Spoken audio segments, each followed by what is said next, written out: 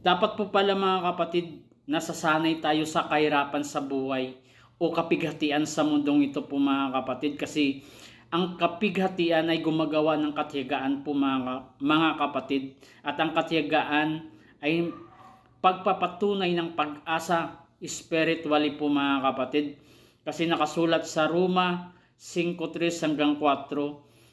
At hindi lamang gayon, kundi naman gagalak tayo sa ating mga kapighatian. Si po mga kapatid, mahirap yun po mga kapatid do.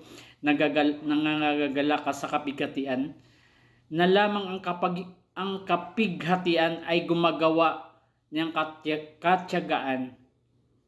At ang katiyagaan ay pagpapatunay, at ang pagpapatunay ng pag-asa po mga kapatid.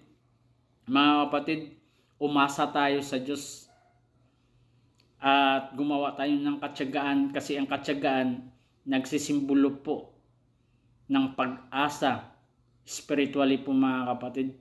Kaya bilang isang lingkod ng Diyos, dapat po mga kapatid ay umasa tayo sa Diyos, hindi po sa mundong ito po mga kapatid. Okay? Pag-ibig.